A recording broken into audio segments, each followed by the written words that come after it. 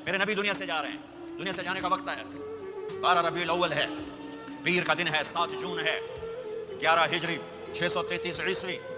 جبریل نے آ کے صبح صبح آپ نے ساری بیگمات کو بلایا، رخصت فرمایا، ملاقات کی، بیٹے کو بلایا، کان میں کہا میں جا رہا ہوں، وہ رونے لگی، رو نہیں، سب سے پہلے تیری میری ملاقات ہوگی۔ 6 ماہ بعد بیٹی بھی پہنچ گئی باپ کے پاس، پھر داماد کو بلایا، ان کو گود، ان کا سر اپنی گود میں رکھا، کمر پہ ہاتھ پھیرا، دعا دی، رخصت فرمایا، آخر میں اپنی آنکھوں کی ٹھنڈک کو بلایا، کون؟ حسن اور حسین، کہ میری آنکھوں کی ٹھنڈک حسن اور حسین، میرے جنت کے پھول حسن اور حسین۔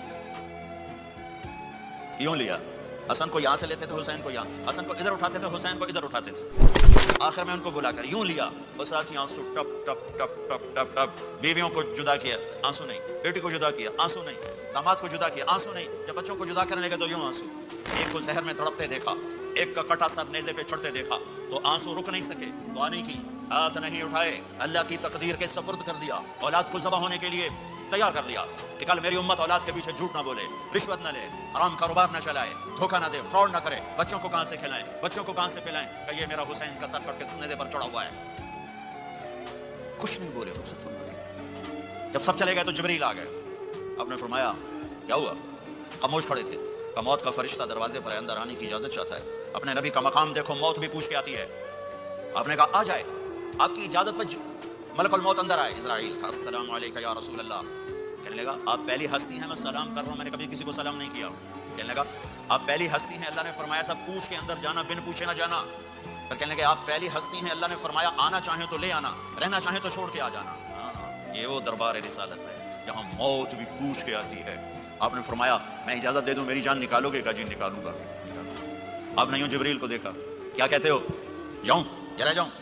جبریل نے کہا اللہ آپ کی ملاقات کے شوق میں ہیں، فیصلہ آپ کریں گے۔ ہاں یہ بات سنانا چاہتا تھا اگلی۔ آپ نے کہا اچھا جاؤ، پہلے اللہ سے پوچھ کے آؤ میرے بعد میری امت کے ساتھ کیا کریں، میرے بچوں کیسا، یہ ساری مائیں، میرے بچے میرے بچے میرے بچے میرے بچے۔ میرے نبی کو تو پتا تھا کہ یہ تڑپ تڑپ کے ایک زہر میں جائے گا اور ایک کا سر کٹ کے نیزے پہ چڑھے گا، کیوں نہیں ان کے لیے ہاتھ اٹھائے؟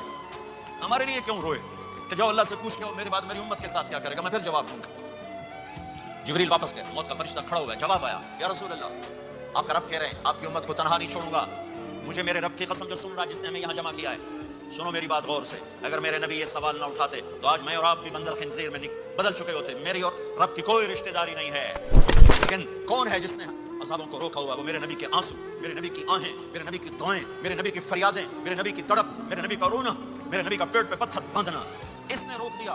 کوئی نبی جاتے ہوئے امت کے لیے نہیں رویا، واحد نبی ہیں جو جاتے ہوئے امت کے لیے روئے، میری امت میری امت میری امت۔